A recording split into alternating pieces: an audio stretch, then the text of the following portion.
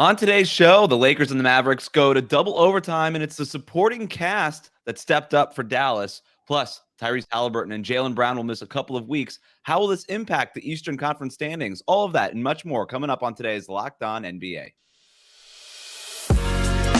You are Locked On NBA, your daily NBA podcast. Part of the Locked On Podcast Network, your team every day. All right, welcome to Locked On NBA Friday. I'm Wes Goldberg, joined here today by Adam Mares. We're here coming to you every Friday on the Locked On NBA feed. However you might be tuning in, YouTube, Odyssey, or wherever you get your podcast, thank you for making Locked On NBA your first listen every day. We'll get to Tyrese Haliburton and Jaylen Brown's injuries here in a second. But let's start in Los Angeles, where the Mavericks beat the Lakers 119-115 in double overtime. Fun, physical game. Lakers fall to 19-23. Mavs up to 24-19 on the season. Luka Doncic, triple-double, 35 points, 14 rebounds, 13 assists in 53 minutes. LeBron James went for 24 points, 16 rebounds, and 9 assists in 47 minutes. Helped bring the Lakers back from 19 points down, but it wasn't enough. The Mavericks got the win. Luka Doncic, 2 huge three-pointers, one at the end of regulation, one at the end of the first overtime. And though it was Doncic making those big shots, they didn't always go to him late, Adam. In fact, it was really the supporting cast and specifically Spencer Dinwiddie who really helped the Mavericks bring it home. Well, yeah, I think it was the way that the Lakers chose to defend. I mean, they basically said, we're going to get the ball out of your hands and we'll guard 3-on-4 the rest of the way. And I actually thought Dallas's others, up all the way until Spencer Dinwiddie got 2 poster dunks down the stretch, but I thought their others didn't do a very good job taking advantage of that, in particular Christian Wood. Late in the game, I thought Jason Kidd made a good adjustment on just one possession and using Luka as the screener instead. They get the switch and then sending him. I think it would have been better actually if they would have sent him to the nail where he could have kind of posted from the center. And then when the double came, he had an easy 3-point shot. They ran it once, got a good look out of it, but they didn't really run it again. But here's the thing with this game, Wes. You have Luka Doncic who went for a triple-double. You have LeBron James who went for 24, 16, 9, a near triple-double. Double overtime, neck and neck, and this game was terrible. This was the worst close game I've ever watched in my life. You would think it has all this drama. This was a game where I thought both teams looked exhausted down the stretch. Poor execution, atrocious finishing. And then when you got into the end of the second overtime, I thought both teams' shot selection was just abysmal. This was a terrible game. I didn't mind it. I look, maybe I'm a simple person. I just like watching 2 great players going at it, Luka and LeBron. And by the end of it, LeBron was just so tired. I mean, that three-pointer, I'll tell you, I'll give you credit for this, though. It was bad basketball at the end when LeBron just settled for that three-pointer at the end of double overtime. And I get it. You know, he's played almost 50 minutes in the game. It's double overtime. Dude's been doing this for 20 years. He's probably like, you know what? We don't need this one. Comes off of a soft screen and just sort of like settles into this off-balance three-pointer on the right wing. And you're just like, why? You know, it was just a really bad shot selection. He had been missing a bunch of threes throughout the entire night. He actually scored a grand total of 0 points in that double overtime. Spencer Dinwiddie scored 6 points in the second overtime period. Luka only scored 2. But overall in the game, like LeBron, the numbers are great. Again, 24 points, 16 rebounds, 9 assists, but he went 9 of 28. He missed all 7 of his 3-point shots. The 3-point shot has not been there for LeBron all season long. But I didn't think this was a good game from LeBron at all. Wasn't. And here's the thing, you know, LeBron's been fantastic this year. And he's putting up some great numbers in something of what feels like at this moment a hopeless effort with the struggling Lakers team. But there are little signs of things what he's lost, where he's maybe not quite the Superman we've seen. And I think tonight, this has been a trend I think all year, but tonight was the most I noticed his lack of stamina. And you're going to say, oh, well, 47 minutes, how many guys could do that? It's true. Not many guys. I mean, 47 minutes, everybody's going to be a little fatigued. But LeBron, not Spencer Dinwiddie. But there you go. 51 minutes, 2 huge dunks, like it was the first 2 minutes of the game. He did not look very tired at all. But LeBron, down the stretch of this game, didn't just look tired. He looked like the fatigue prisoned him. He couldn't get above the rim. On some shots, he couldn't get above the net. He couldn't get to the basket. And that's why he settled for so many bad shots. That's why his field goal percentage was so bad. And just his decision-making down the stretch looked more like a guy that was resigned to the fact that he didn't have any left in the tank and was just throwing up some prayers. There was fatigue from this game for sure. Watching LeBron, it also felt like there was fatigue from the fact that he's 38 years old. You know what I mean? Like it felt like it was both things. And in that first overtime period, there was a physical drive. He gets fouled, makes both free throws at the line, and you're like, okay, that's a normal LeBron thing. But there were several other occasions where he would get to the basket, not with the same kind of first step. Again, it was like overtime, end of fourth quarter kind of minutes. But we're just so used to seeing LeBron just finish through contact and dunk, or even with the layup and stuff. And there was just multiple times where he's not really getting the same lift. He's not punishing defenders in the same physical way with the same amount of force, and he's not sinking those layups at the same rate, right? He's not finishing at the same rate anymore. At the end, I think it was the end of the first overtime where he drives baseline and then goes for a reverse. And when I was watching live, I thought, oh, well, how do they not call that? Surely he was fouled. And when you watch the replay, he wasn't fouled. He just didn't have any burst. He didn't have any lift on it. I think he got blocked, at the rim. Yeah. And it's just the plays we're not used to seeing from him like that. And, again, 47 minutes, that's a big part of it. But here's the thing. Anthony Davis is out. The Lakers are now in the 12 seed? Are they out west? Tied for 12. They're the 13 seed, or tied right there for the 12-13. They need LeBron. This is why I think it's so discouraging if you're the Lakers, because I can talk myself into, okay, nobody in the West has separated themselves. You just get into the play-in. You don't need to be great for the whole year. You only need to be great for maybe 6 weeks and then get momentum going into the playoffs. Any team can take it. The thing is, the Lakers need LeBron now. Yep. They're going to need him in February. They're going to need him in March. They're going to need him in April just to get into the playoffs. And then you're going to need him to go, 4 rounds against, tough opponents. I just watched what I saw from LeBron tonight, and I go, I don't know if he has that. That's the thing that LeBron used to be able to do. Go round after round after round after round, not break down. We saw it for 9 years. I have such a hard time talking myself into him being able to be at that level for that long. There's still very few players I would take over LeBron in a playoff series, and maybe that's just me having a hard time quitting LeBron at this time. But I still think he's one of the best 10 guys, probably one of the best. And in a playoff series, when everything's really down to the wire, he might be one of the. I don't know that there's 5 guys I would take over LeBron at this point. I think that's fair. I'm with you, Wes. But you said in a playoff series. But what about in 4? What about in 4 playoff series? Yeah.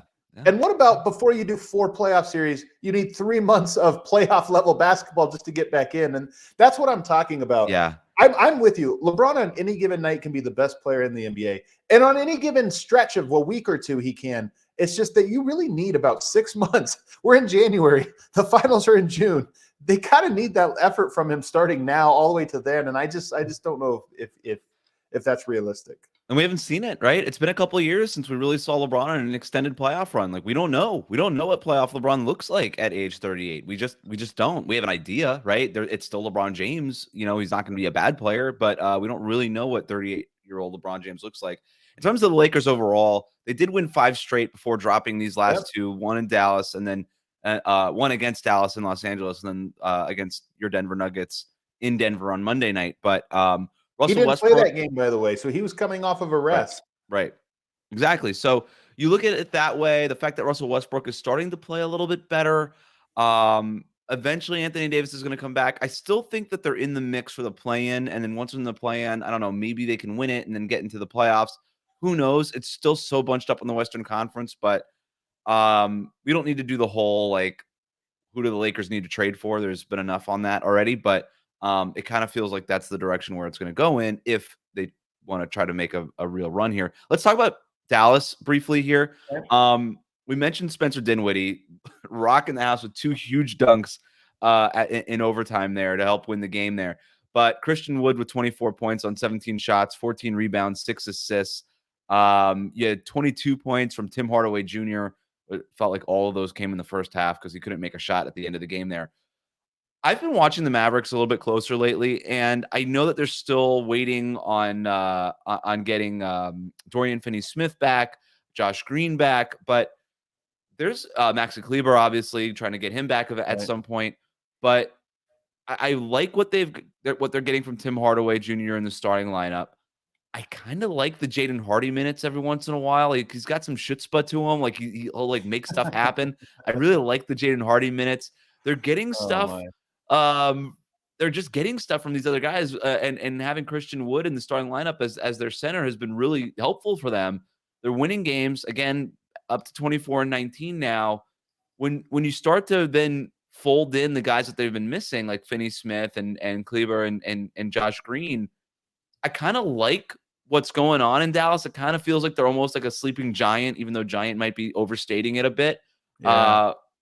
But I like what the role players are doing and how they stepped up late in this game when the Lakers were doubling Luka off sending two to the ball when Luka had it, coming off the screens and all that stuff. Like these other guys stepping up, it bodes well for the Mavericks long term.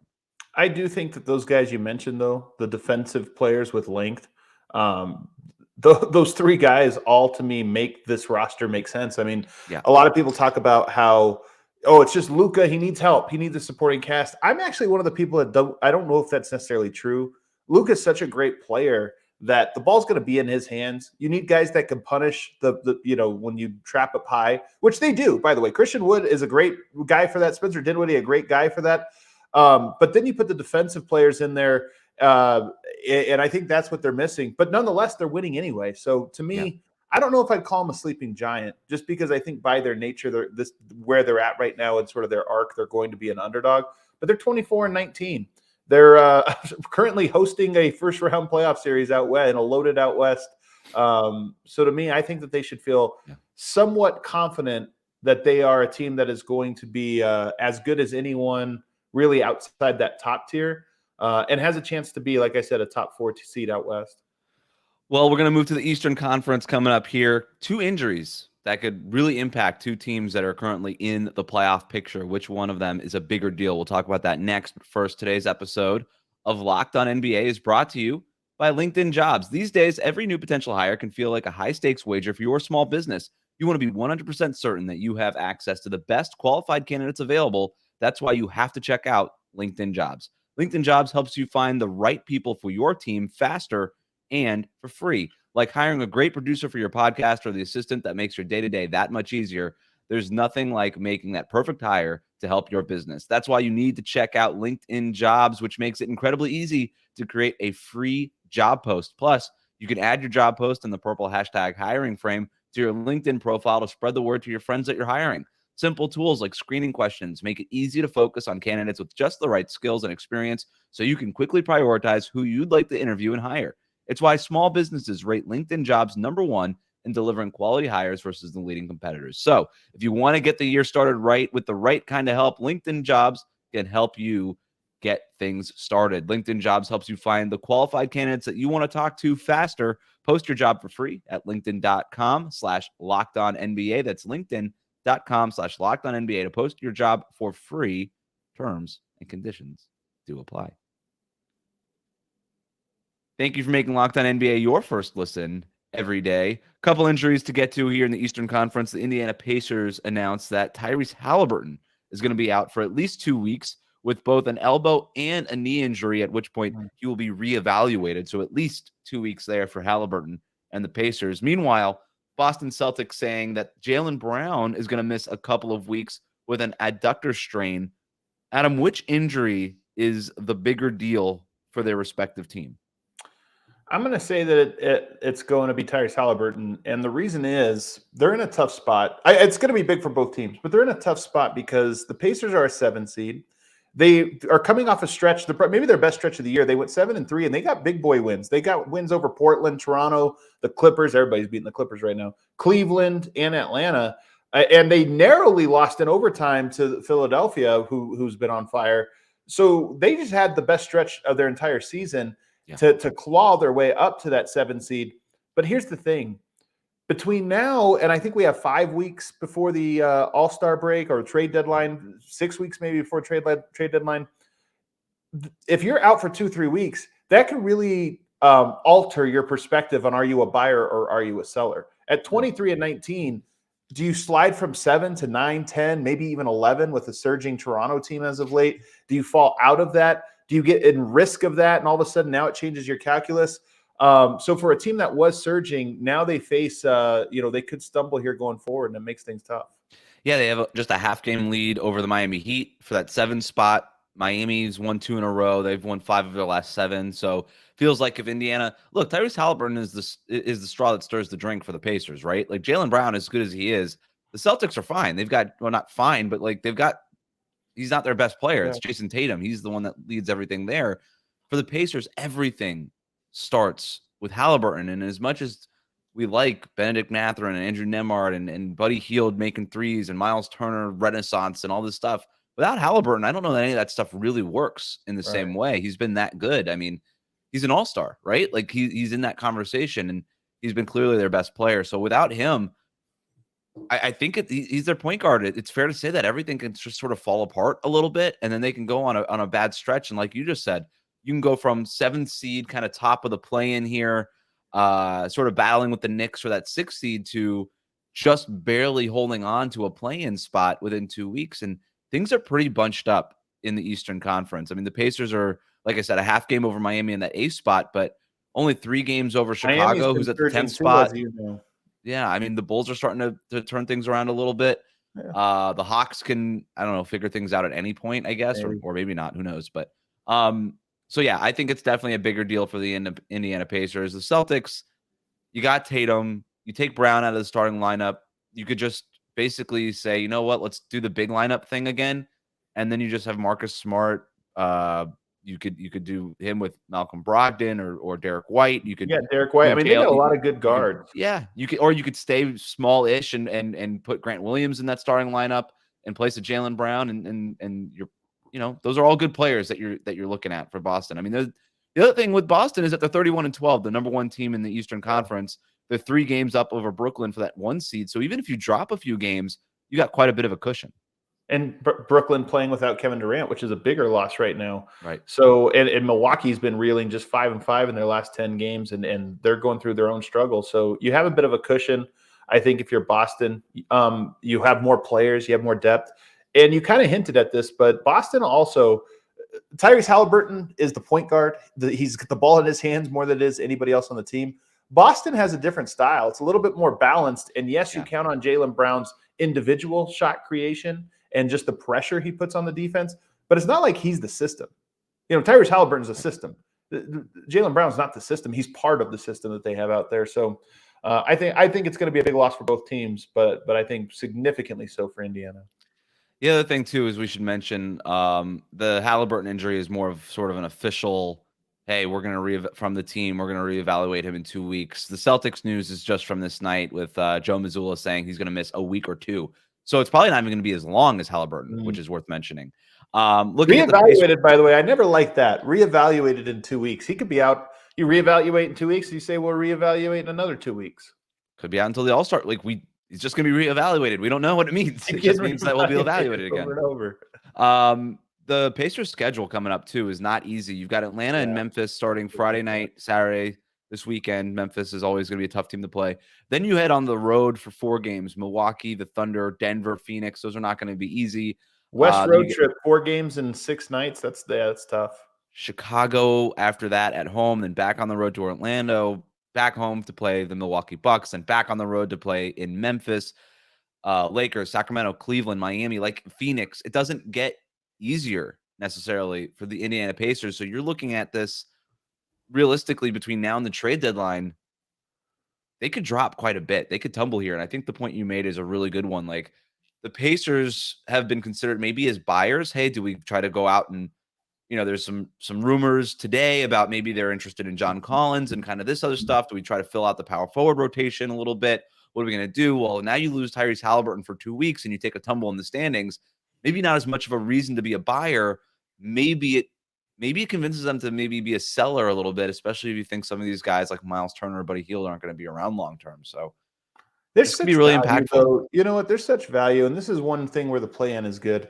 They've got a young player, a young star in their hand, and some other really good, young players as well. The value of getting those guys into the playoffs to me is so big. I think it's underestimated. It's easy to say, "Oh, we'll tank and you get another pick," or you're in the sweepstakes or whatever. But at some point you want to just start collecting little opportunities for your guys to level up, and the playoffs are a big one of those. And Turner and Hield have been really impactful for the like they're really important to kind of make all these lineups work with the young guys and stuff. The alternative to that is what the Houston Rockets are doing, just sort of like, are any of these guys really developing this year? You can't really tell. Where at the Pacers, you like the development from the young guys, and I'm with you. If there's a chance by the end of this whole situation with Haliburton going into the deadline that you could still make the play-in, I think it's worth it. I think you got to go for it with this kind of group. Yeah. Coming up, who is poised to make a big second half run this NBA season? We'll talk about that next. But first, today's episode of Locked On NBA is brought to you by BetOnline. BetOnline.net is your number one source for sports betting information, stats, news, and analysis.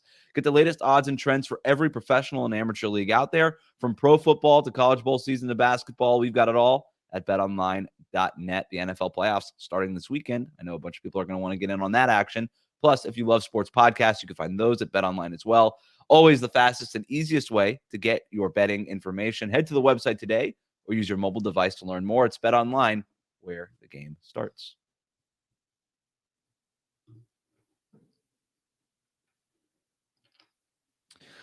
All right, it is Friday, which means it's time to count down to the weekend. Adam, I know that we were looking at the NBA media poll that came out this week. What are we looking at here? So the NBA.com published a media poll where they polled one person from every market, so 30 different beat reporters, and just to kind of take the temperature. And these things are always good. You know, it's such a small sample size, a small poll, that it can be misleading. But generally speaking, I think it gives you a good temperature at the midpoint of what media members are feeling about where the NBA is. And I'll read you off some of the interesting answers here.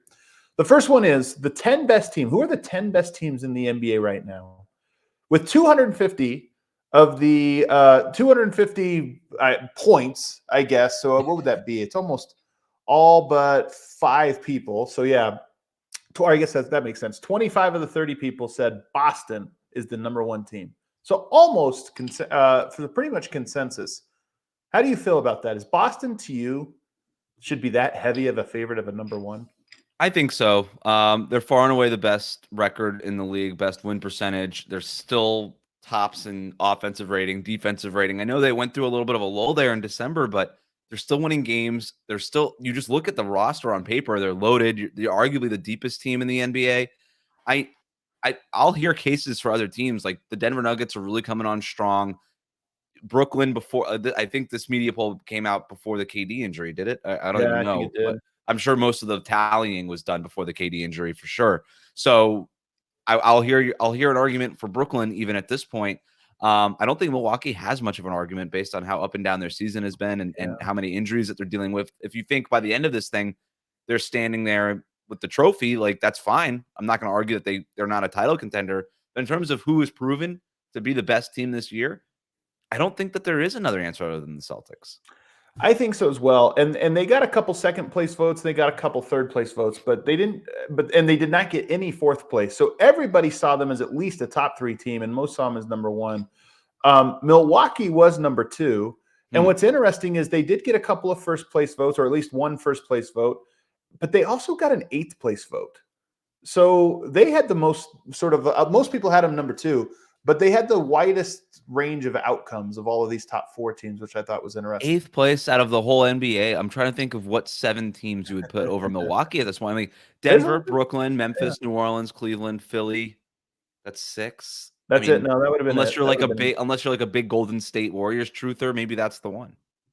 Well, it's funny because the question is who are the best teams right now, and I think it'd be hard to make that case for the Warriors. Although I guess people can do it. Denver came in 3rd, narrowly edging out Brooklyn, as you mentioned, this coming out before the KD news.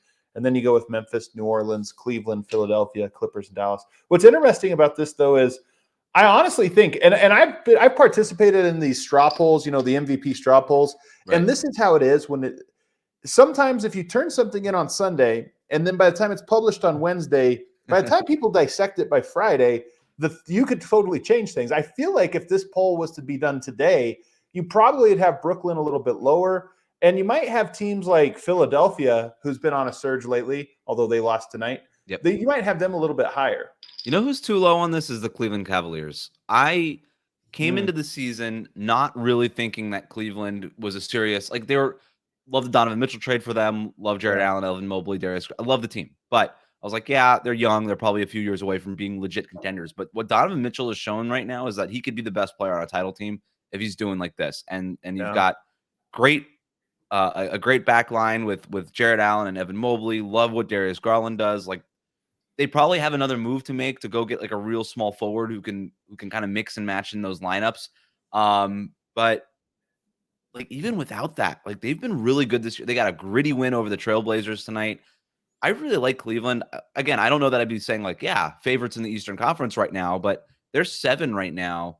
And I'm looking at the thing, right? I'm looking at this media poll now, like, no first place, no second place votes. I'm okay with that, but only 8 points for third place, 7 points for fourth place. Most people kind of slotting them in 5th or 6th or even 7th. Yeah. The fact that they're getting more 8th place votes than they are 3rd and 4th, I don't know. I think we need to start taking the Cavaliers seriously. The Cavs in New Orleans, to me, are the two teams that I feel like are a year away. I have such a hard time buying a team doing it in their first year, their first year on that stage when they have new pieces. So, but I think they'll be good. The next interesting one on here, though, which team is poised to make a big second half run? And unsurprisingly, 43% of voters said Golden State, which I think is the right answer. I mean, yeah, it's funny. This one is one where you watch every TV show, every panelist, you talk to, players, coaches. That's the one everybody's like, oh no, the Warriors are for. And what are the Warriors sitting at right now in the standings? All the way down at 8th place, 20 and 21, below 500. They've only won 3 games on the road out of 19 tries. And yet everybody knows this team is legit. And once they start to get healthy again, they're probably going to go on a run. But what's really interesting to me was the number 2 team is the Clippers. The Clippers getting 27% of the vote. Wes, what have the Clippers done that have everybody buying them all the time? I really don't. Look, I get that they still have Kawhi and Paul George, and people think that they're really deep. It's not that they're not deep. I just don't think that they're the deepest team in the NBA the way that people sort of position them to be before, going into the year. I don't know, because the biggest difference between the Warriors and the Clippers, you could point to injuries for both of them, right? Like, hey, the Warriors didn't have Steph for a big portion of the first half. You get Steph back, one of the best starting lineups in the NBA. The bench is starting to figure itself out. DiVincenzo's kind of doing stuff. Kuminga, whatever. They're getting guys. The Clippers, you could sort of say the same thing. Like, they didn't have Kawhi. They didn't have Paul George for long stretches of the first half. The difference between the Warriors and the Clippers is what, once Steph gets back, I trust Steph to stay back. With the Clippers, it's like, all right, cool. Kawhi's back for now. Paul George is back for now. They're going to miss more time. They will, because they always do. So, and they're also not proven the way that the Warriors are either. So even when they're healthy, I mean, they were down 41 points to the Denver Nuggets a week ago with both of those guys in the lineup. So I don't know. They get a lot of respect for. I know that he's back, and he just scored like 33 points, a season high the other night, but he still doesn't look like. I really don't care about the 33 points. He doesn't look all the way there. Here's what's even most interesting to me, though. Teams receiving votes: Memphis, Miami, Milwaukee each got 2 votes. Boston, Brooklyn, Cleveland each got a vote. You know who did not get a single vote on this list? The Phoenix Suns. Nobody. The Phoenix Suns right now, if you look at this, the Phoenix Suns are 21 and 22. They're also below 500. They would have been a prime candidate to say, oh, yeah, they'll go on it. And here's the thing. I'm going to do same thing with Golden State and the Clippers, too. It's injuries. Get Devin Booker back. Why not? Why not? But that's exactly it, because logically, they're missing players. They get those. Last time they were healthy, they're all good. What's going on that everybody seems to know that's not out there yet? Because there's something going on with this Suns team that nobody's buying them when we know they're talented enough to be a very good team. I think there's something on behind the curtain with this team. And Windhorst, by the way, had a good report either today or yesterday talking about the ownership, the difficulties right now in the transition of power with the ownership, and the NBA, or they are hoping to get the NBA to approve the sale right at the deadline. They've got like 5 weeks to get this approved so they can make trades and try to improve their roster. Maybe that's it. Maybe everyone's doubtful that the process can be completed in time for them to be able to salvage that. Well, didn't Charles Barkley a couple weeks ago say you got to blow it up? And he's still got connections to the Suns, so maybe he knows something's going on over there too. Look, Chris Paul is not what he used to be. Like, we have seen the decline now with Chris Paul. That it's happening, and there's that. DeAndre Ayton, not really doing a whole lot of development this year for them. You're not getting like Mikal Bridges seems to maybe have plateaued this year. Cam Johnson hasn't been healthy, but even when he was, I don't know that we saw a whole lot. The whole Jay Crowder thing is all weird. Like, could Devin Booker lift this team to a second half run? Devin Booker's awesome, right? He's a great player, but I don't know that he's good enough to just drag this team out of all the weird stuff that seems to be happening. Yeah. If we go go a little bit further here, team to represent the East, who's going to win the East? Boston, 57% of votes. As we mentioned before, they were the number one vote getter on who's the best team right now, so not a surprise. Milwaukee, 33%, Brooklyn, 10%.